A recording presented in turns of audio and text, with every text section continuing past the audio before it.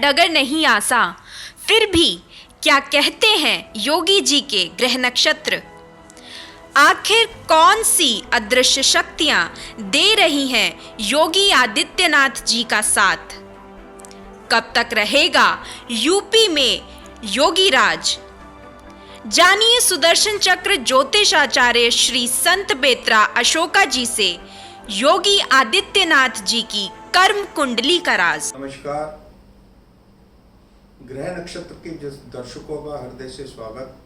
आज हम आपके सामने यूपी के चीफ मिनिस्टर माननीय योगी आदित्यनाथ जी की कुंडली का विश्लेषण करेंगे। सबसे पहले तो उनको उनके जन्मदिन की बहुत बहुत मुबारक है। देखिए, उनकी कुंडली में चंद्र कुंडली को अगर हम उनकी स्टडी करते हैं तो उनकी कुंडली में द्वादश भाव में राहु है, जो अध्यात्म का कारक है और अध्यात्म के द्वारा उन्नति का कारक है। चतुर्थ भाव, जिसे सुख स्थान कहते हैं, वहां पर बुध आदित्य योग का होना और शनि जो आपका द्वादेश और लग्नेश है, उसकी बुध आदित्य योग के साथ में चतुर्थ भाव में युति के कारण आध्यात्मिक उन्नति के साथ साथ बुध आदित्य योग के कारण राष्ट्र सेवा, राष्ट्र भक्ति और देशभक्ति से ओतप्रोत होने के कारण माननीय योगी जी की जो कुंडली है वो ये दर्शाती है कि एक बार राजनीति में आने के बाद ये जो इनकी ग्रहों की दशा है, ये एक बार राजनीति में आने के बाद फिर पीछे मुड़कर नहीं देखेंगे। इनके जीवन में हमेशा उत्तरोत्तर वृद्धि होती रहेगी।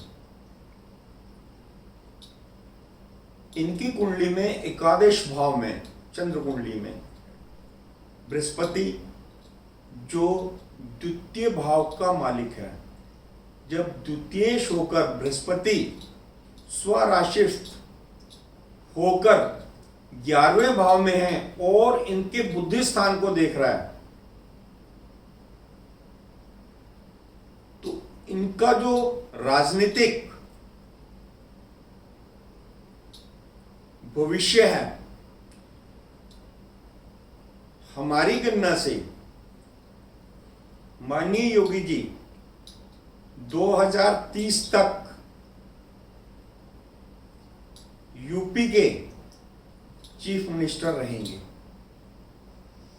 और इनके कार्यकाल में ही राम मंदिर का निर्माण होना है।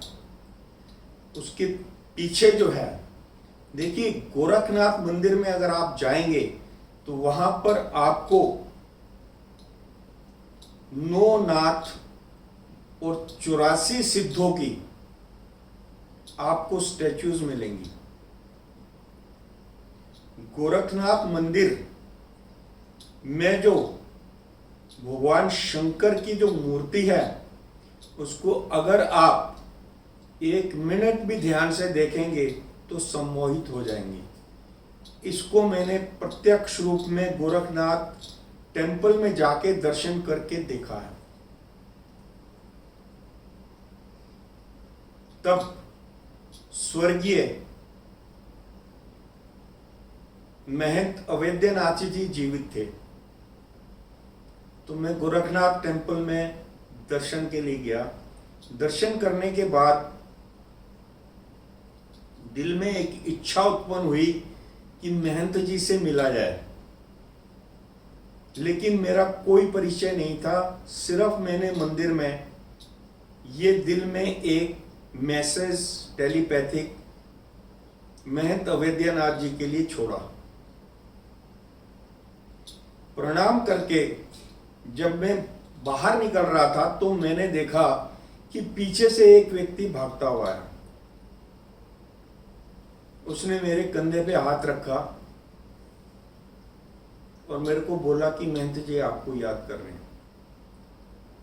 ये सत्य घटना है। तो आप गोरखनाथ टेम्पल की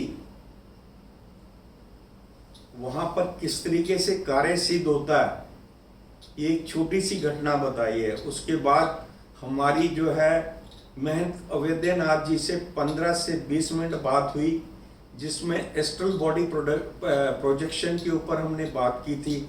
उनके पास 20-25 लोग बैठे थे। तो मैंने फिर दिमाग में ये सोचा कि मेरे को अकेले में बात करनी है। तो बिना बोले उन्होंने मेरी बात को एकदम मेरे मैसेज को लिया और सबको बोला कि आप लोग बाहर जाइए। और उसके बाद हमारा वार्तालाप हुआ था। ये मैं आपको इसलिए बता रहा हूं कि गोरखनाथ पीठ के जो पीठाधीश माननीय योगी आदित्यनाथ जी हैं, इनके साथ जो ताकतें हैं, अदृश्य शक्तियां हैं, वो है 9 नाथ और 84 सिद्ध। ये शक्तियां हमेशा इनके साथ हैं। अभी बीच में आ रहा था कि भाई उनको जो है उनको थ्रेट है, उनके जीवन को खतरा है, उनको उसे क्या बोलते हैं, धमकियां मिल रही हैं। वो लोग ध्यान से सोचें, जिस व्यक्ति के साथ में नाथों के 9 नाथ और 84 सिद्धों की शक्तियां साथ में हैं, उसका कोई बाल भी बांका नहीं कर सकता। दूसरा, इनकी कुंडली की जो सबसे बड़ी जो इनके जो योग हैं, इनकी कुंडली में अगर आप देखेंगे तो सिर्फ बुध आदित्य योग ही नजर आता है। लेकिन इनके एनबीसी चार्ट में प्रबल गजकेसरी योग है, जो लगन से दशम भाव के बीच में है। लगन से दशम भाव के बीच में जिसके गजकेसरी योग होता है, योगी होते ही वे भी ये जिंदगी भर सत्ता सुख सत्ता का भोग करेंगे। ये देशहित राष्ट्रहित के कार्यों में अपना जीवन पूरा व्यतीत करेंगे। दूसरा, इनकी कुंडली में जो सबसे बड़ी बात है, जो मैं देख रहा था कि माननीय कल्याण सिंह के बाद जिनके कार्यकाल में राम मंदिर का कार्य जो है उसको गति मिली, और माननीय योगी आदित्यनाथ जी एक ऐसे सीएम हैं आज़ाद भारत में, जिनके कार्यकाल में अयोध्या में राम मंदिर का निर्माण होगा। अब ऐसे महान संत जब सत्ता में आते हैं तो अच्छे अच्छे कार्य होते हैं। मैं इस चीज़ की भविष्यवाणी कर चुका हूँ कि अयोध्या, काशी और मथुरा, ये 3 जो तीर्थ स्थल हैं, ये विश्व में माननीय योगी आदित्यनाथ जी के कार्यकाल में ही विश्व के सबसे प्रसिद्ध टूरिस्ट प्लेस होंगे और तीर्थ स्थल होंगे। ये इसकी भविष्यवाणी में पास्ट में कर चुका हूँ। और ग्रह नक्षत्रों का जो रिजल्टेंट इफेक्ट है वो ये बताता है कि माननीय योगी आदित्यनाथ जी 26/7/2030 तक यूपी के मुख्यमंत्री रहेंगे। बीच का एक समय है जो 26/1/2022 से लेके 26/3/2022 तक का जो समय है, उसमें due to lack of clarity and confusions इनके कुछ निर्णय गलत हो सकते हैं। तो इनको एक सुझाव है कि 26 जनवरी 2022 से लेके 26 मार्च 2022 का जो समय है उसकी प्लानिंग 2021 में ही कर लें और एस, एम और ए इनिशियल के जो भी इनके सहयोगी हैं, मित्र संबंधी हैं, इनके समर्थक हैं, उनसे विशेष संचेत रहें, क्योंकि इस दौरान due to lack of clarity and confusion ये इनसे इनके ऊपर अगर उत्तरदायित्व उनका ज़्यादा बढ़ा देंगे तो वो लोग इनको नुकसान देंगे, लेकिन ऐसा होगा नहीं। एक जो योगी होता है उसके साथ अद्वितीय शक्तियाँ होती हैं। योगी आदित्यनाथ जी के सीएम का मैंने जो भविष्यवाणी सोशल मीडिया पे की थी और जो यूपी की सीटों की जो भविष्यवाणी 290 प्लस की थी वो अक्षरता सत्य सिद्ध हुई थी। अभी